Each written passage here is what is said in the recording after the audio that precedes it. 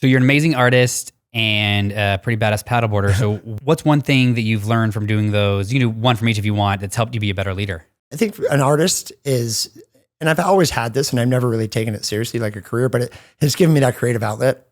Yeah. And then in terms of how I apply that to work, allowing you to pull back, not having necessarily like a defined result, it's the process that you enjoy. And then that flow state, we kind of talk about it lightly here, but I definitely see that when I feel that when I'm doing art, where I'm not thinking about anything, you're just completely focused. Welcome to the Culture Goodr podcast with Stephen Leese and Sean Tinney. This podcast is a behind the shades look at creating and changing culture inside of Goodr sunglasses. You can live with the status quo, you can challenge the status quo, or you can do what we do at Goodr and status the quo challenge. Hi, you're listening to a 6-part series where I interview each of our department heads. At Goodr, we call our department heads Flockstars. Enjoy. We have a very special guest today, my good friend, colleague, and prone paddleboard mentor, Brian Kingston. Brian, how you doing? I'm doing well. Thanks for having me.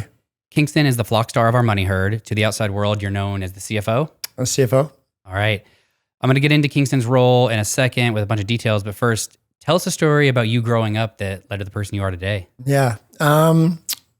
Really fortunate. Grew up in Manhattan Beach, which is a lovely community, beach town. Very supportive friend group. Still friends to this day because we all kind of stayed there. We called it the bubble. But my parents were amazing and I was fortunate to travel quite a bit. So at a young age, and I think that's kind of given me the ability to acclimate to situations, and understand people way, way better. And then fundamentally just realize how fortunate I was and how I grew up. I mean, we've talked about before. You were born in Jersey, but you pretty much, you're South Bay born and raised, essentially. Yeah, we came out here when I was 5. And South Bay is one of those places where I'm like, well, why would you ever leave here? It's pretty incredible. Yeah, I went to school in Santa Barbara too. I didn't go far, and then I came back, and now I live there now with the family. Yeah, it's a cool space. Tell us about your role, your department, your lame title, your fun title, and what you're focusing on right now. Yeah, lame title, CFO. Fun title, Dinero Daddy. Nice. We are the money herd, and our primary focus this year is to reform revenue and spend to what we predict, plus or minus 5%. This is a hard goal we've set for ourselves. Yeah, absolutely. But it is a really important one, right? The idea of let's not overshoot our revenue, or let's not undershoot our revenue so we look bigger. Let's not overshoot our expenses so we always come in under. We make the goal accuracy above all, which is, I think, pretty unique. It's unique the way we are. I mean, it's a really financially disciplined company. Yeah. So it's unique in what I've seen in my career. You have the accounting. Tell us about your the two teams you oversee. Yeah. So the fun flock is cash cows. Yeah. Essentially the accounting team. And they manage all the dollars coming in, going out. Yeah. Basically. And reporting them in the right buckets so that we can make decisions. And then a new one, which I'm really, really excited about, is business intelligence. Business intelligence is systems with analytics, so the systems feed the data. And with that data, we make decisions, and we make smart decisions, informed decisions, and through analytics and business intelligence, essentially. So that's a brand new one. We're growing it this year. Yeah. Obviously you're a big fan of this business intelligence, and it's a new team. What does a win look like in a year with that team? It is like I think for a company our size, it's kind of unique. Would you say, or is it normal? I would say there might be a person that does it, but creating a team around it, I think that's unique. Yeah. So what a win looks like to me is people are making decisions based on these data visualizations that we're going to create. So the analytics that they're given from the systems that we have in place.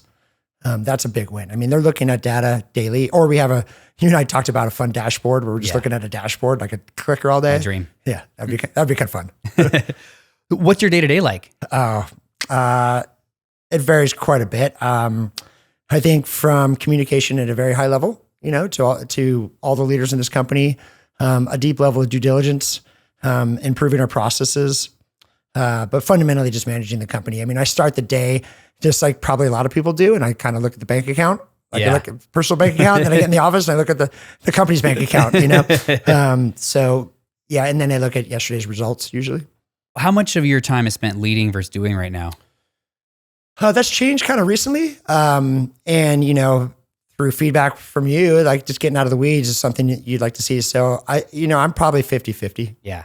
I think that's probably net out where at the end of the year where I think most leaders should be, maybe 60-40, but yeah. What's the funnest part about your role?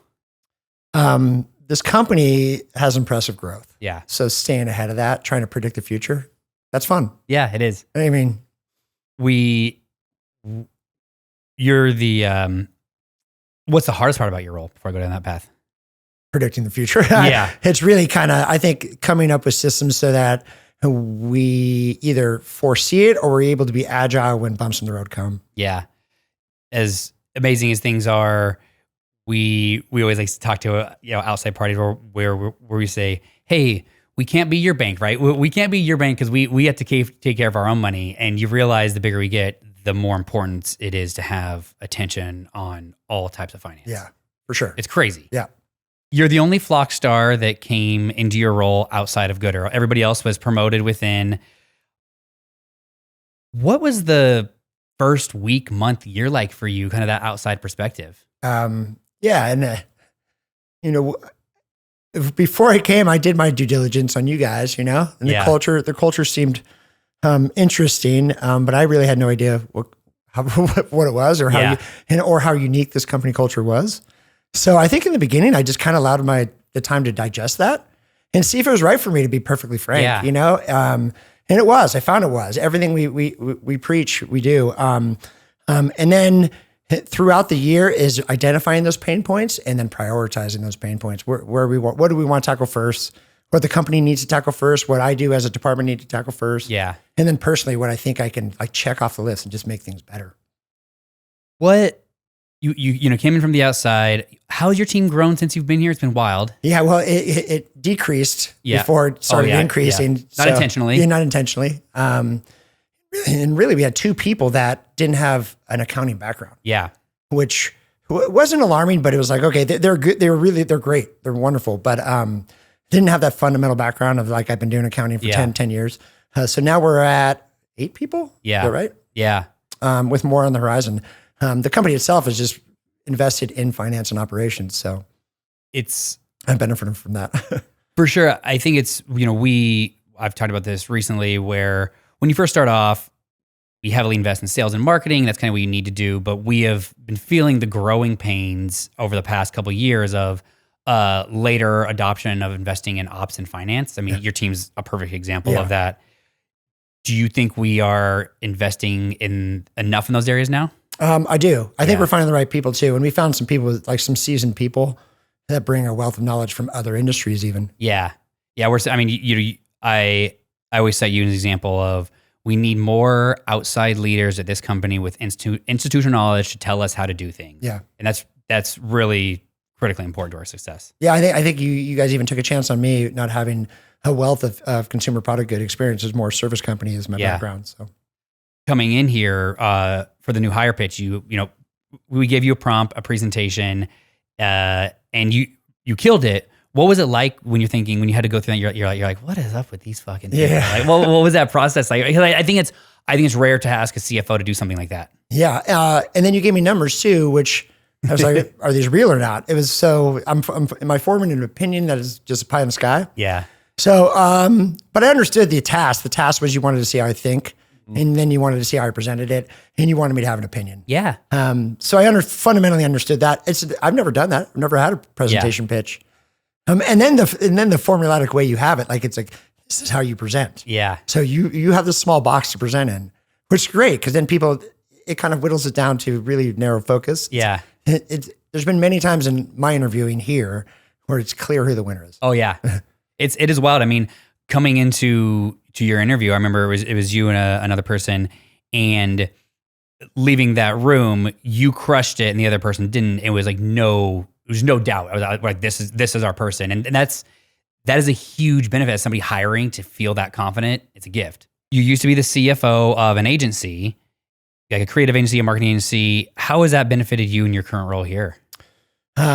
I was a CFO and owner. So I was in your seat where I was an owner, started it, with $0 basically. But I think that's a whole nother podcast. I think, the importance of cash flow. Yeah. just understanding it, keeping eyes on it, and then not believing in your own bullshit, really. Yeah.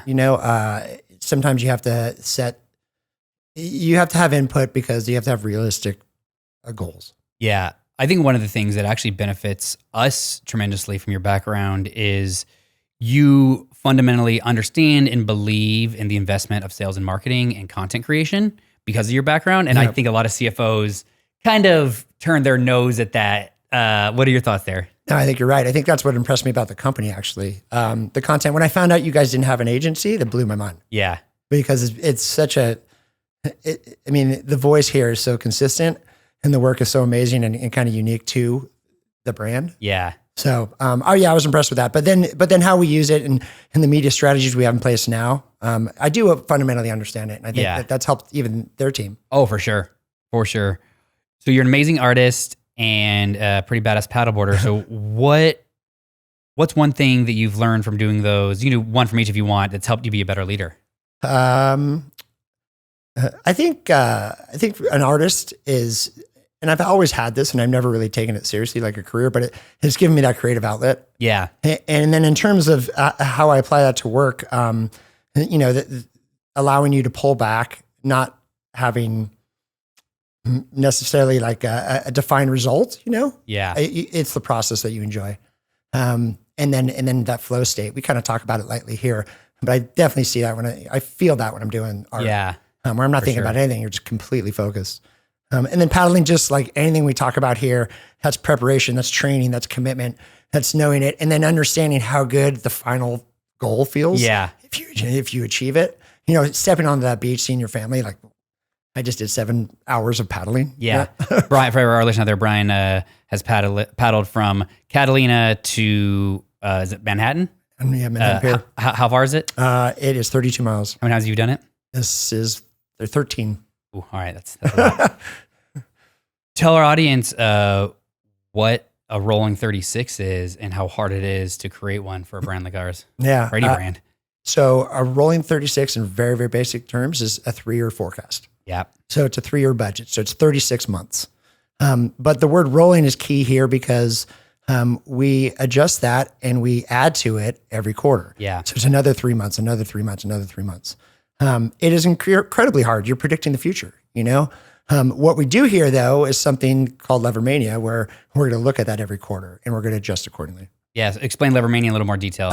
It's a term you came up with. Yeah. Genius. So Levermania is basically a fun way of saying, okay, where are we performing? How are we performing? What are the results against? What do we spend? And then pulling levers either plus or minus. Like, hey, we're allowed to spend more here, or let's focus the lens, spend more towards media to push this initiative, or we have to pull way back because we're not performing the way we thought we'd perform. Yeah, it's a really cool thing. It's a lot of work to do it this way, but it actually frees us from not trying to have to be so perfect all the time. Yeah, I agree. And then like the whole idea of saying, hey, we're going to adjust 3 times a year. Yeah. After we establish a budget, I think it gives people freedom to be agile. You've talked a lot about how impressed you are with like the financial responsibility of the company. Just say more about that.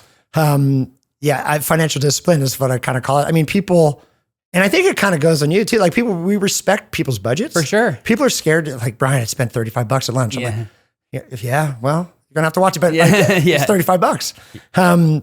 I also think people would love to stay within their budgets. Yeah. And they're proud of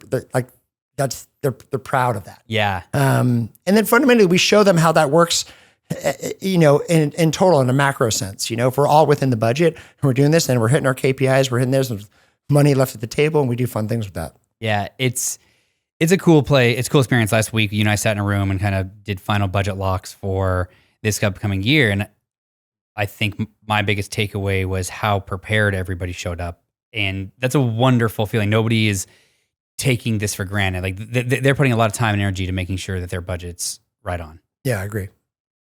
What was an aha moment you had in your time here where you're like, oh, this place is legit? Or have you had one yet? No, I've had them. I mean, I'm always very impressed how transparent the company's been. Yeah. I remember early on, you being like, you sure you want me to share the financials openly like no, this? I still have problems with that. I'm sure. I'm like, should we show this in percentages instead of dollars? But No, it's very transparent. I think that, I mean, there's so many reasons that I've seen now the benefit of that. Yeah. But it's never been in my past. This is the Culture Goodr podcast. In the context of the workplace, what does culture mean to you? So what does culture mean to me? It's always rules you play by, and that sense of community with common goals. Yeah. And then allowing, at least in a leadership position, allowing for personal growth. Yeah. And room for that. I think this company does a really good job of that. For sure. And not just what they're tasked to do, but just, growing leadership roles, like even how to present. Yeah. It is special. Actually, I've never really thought about that it's unique where we challenge and we provide the tools to level up our leaders. I think a lot of companies are just like, you're the CFO, you should know how to do everything. Yeah. And that's not really accurate or fair. Yeah. I mean, I've presented more than I've ever presented in my life in the first year here. Yeah. Yeah. Like that's a skill that I didn't have. And now I feel like I'm getting really, really good at it and way more comfortable. For sure. What do you think the common traits are of people who thrive here at goodr? I think we do a good job of finding doers. Yeah. And then now we're allowing space for map makers, but that's a doer at the end of the day. But we're finding doers with a sense of humor. And I believe that because this place is quirky and funny, and you have to have that sense of humor. If you're too serious, you're not going to last. For sure. I think the words I kind of keep throwing around are like drive, which is a doer. What you're saying, generous. I think people here are very generous with their time and energy with each other, and then courageous, where people are looking to grow. They'll also have the hard conversations. Those are kind of the three that I've been noodling in my head. I don't know what your thoughts are there. No, there's a level of autonomy here, and people are driven, and they're driven to achieve. Yeah. And when you have a group of people like that, it works. I wish I had like a stream of consciousness from your first year here of AMP and goodr stock of being like, what the fuck is going on? Oh man, it would be incredible. I mean, the fact that we're doing that, even the fact that we do reviews 4 times a year. Yeah. But I don't know. I mean, I think it's helped you like, okay, I got to work on that. Or I've held this too close to the chest, or, that's also the transparency, not just financials. For sure. We're very transparent about how people work here. Oh yeah. Yeah. It's for sure special. And like, that transparency has to go everywhere, or I don't know I don't think it really would work as well. You got to have a version of transparency in every part of the business to be fully transparent. I agree. We value feedback here at goodr. Give me some feedback. What's something I can do better at? I think you're addressing it right now. But I've kind of said, Stephen, I need time to tinker. Like, we do a lot. We do a lot of presentation. There's a lot of meetings, and I think we're doing a really good job in focusing on that in 2023.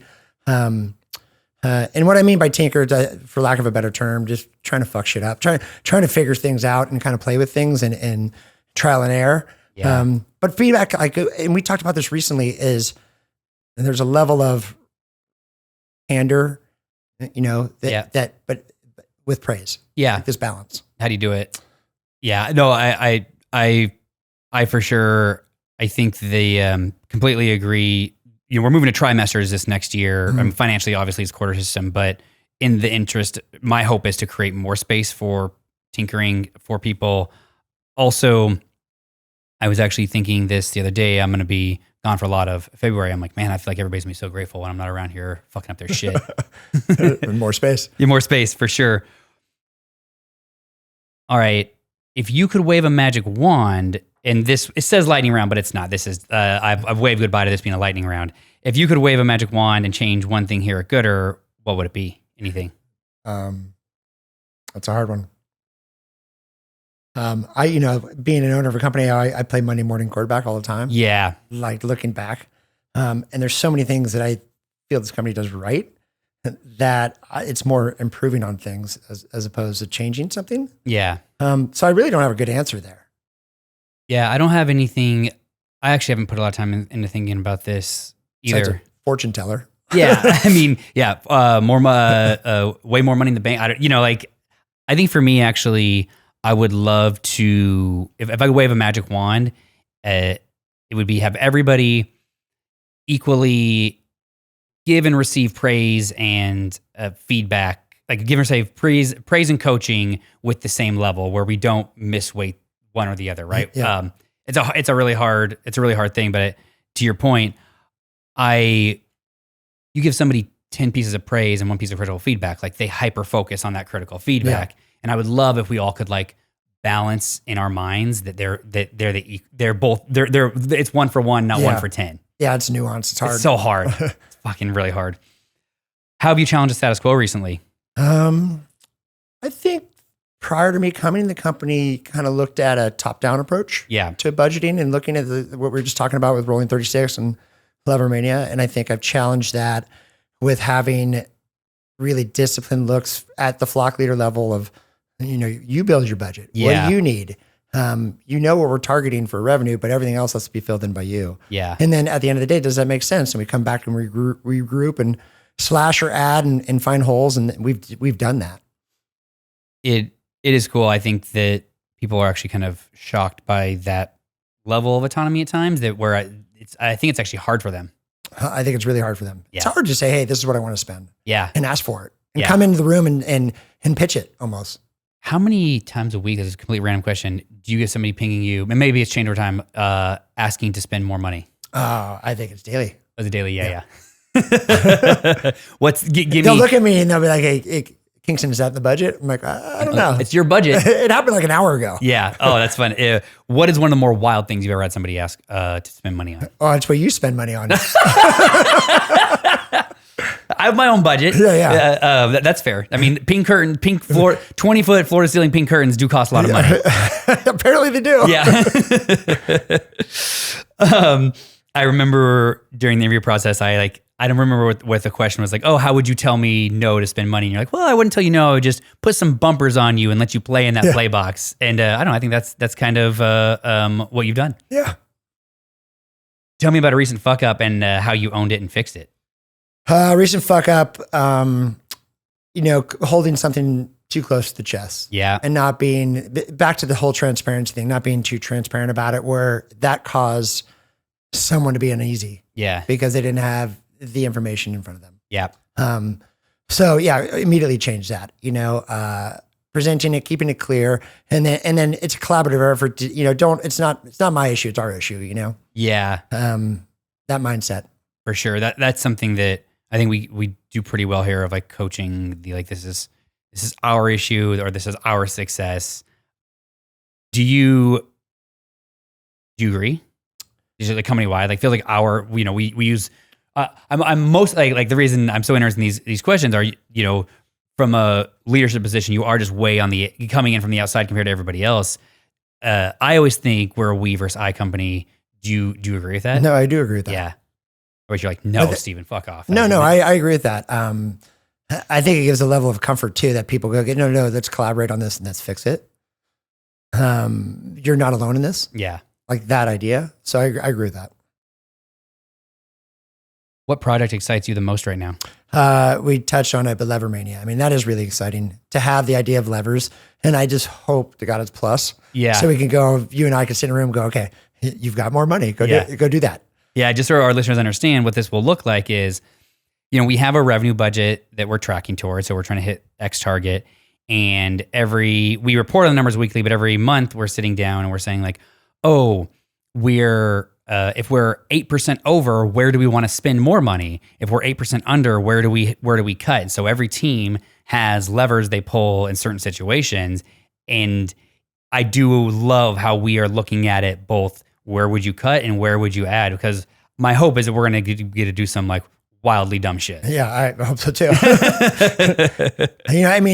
It gives them, and it's a known thing. We know where they're going to push and pull too. Yeah. So we already know that going in. That's part of the planning. That's part of the rolling 36. Yeah, I think that's actually one of the brilliant pieces of this is, we're asking people to define their levers way ahead of time. So when they're sober, right? So when they're sober and what I mean by sober is they're not drunk on insanely high revenues or they're not drunk because we are getting drilled out there. Yeah.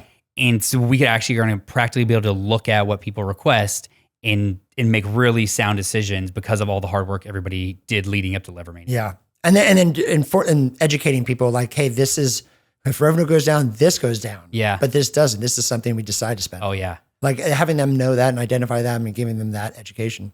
My dream is that one of the like plus lever tasks that I want to add is like some giant like prop slot machine that is when we're over, like you get a poll and then it goes up and it decides like what team gets what money. Like, so Kingston, we listed a prop house. We need $100,000. Yeah, right. What's something that excites you right now in your everyday life that's not goodr? Yeah, I mean, I have 2 kids that are kind of in a fun place in their life. Yeah. They're both high schoolers. Nice.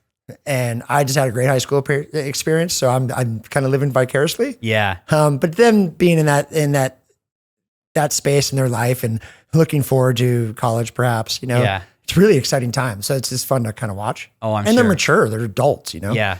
That is a surreal kind of experience. How old are your kids? My daughter is a junior, 16, and then my son is a freshman who's 14. Yeah, we were talking about it, I think, last weekend about you're also in this weird space where now you have to, them leaving the house is in sight. And so you have to start preparing like, well, I'm not going to be around here in a year and a half. Which is frightening. It's terrifying, I'm sure. Do you think you like clamp down more or open up more because of it? I think we're pretty understanding parents. Yeah. I don't want to say the word loose. That was what was about to come out of my mouth. But I mean, I think we are pretty, I mean, they've also earned the trust, Yeah. The moment they fuck that trust up, then we clamp down. Well, you got to smack some, sometimes you got to take a ruler and smack some knuckles. Exactly. Last question here. What are you most proud of from your time here at goodr? Yeah, it's a good question. I think just establishing that financial foundation. Yeah. And the processes that go with it. Yeah. I think, the financial discipline of the leaders and then keeping them informed because of the pieces we put in place so that they can make better decisions. Yeah. I think I'm really proud of that. And it's only getting better. And there's room for improvement, obviously. I mean, we'll continue to do it, but I'm really proud that in that last year that we've set that foundation and it's a strong one. Oh, from where we've gone to where we are financially, you should be very proud. It's incredible. Thank you. Yeah. All right, Brian. Thanks for joining us today. I appreciate it. All right, everybody. We'll see you on the other side. Thanks for listening to the Culture Goodr podcast. To submit questions for the podcast, learn more about our culture, and learn how you can status the quote challenge, head over to goodr.com/culture. And don't forget to subscribe to us wherever you're listening, including on YouTube, where you can now watch all of our new episodes. Who knows? You might even catch a glimpse of Carl at our headquarters if he's not already passed out at the tiki bar from all the margaritas.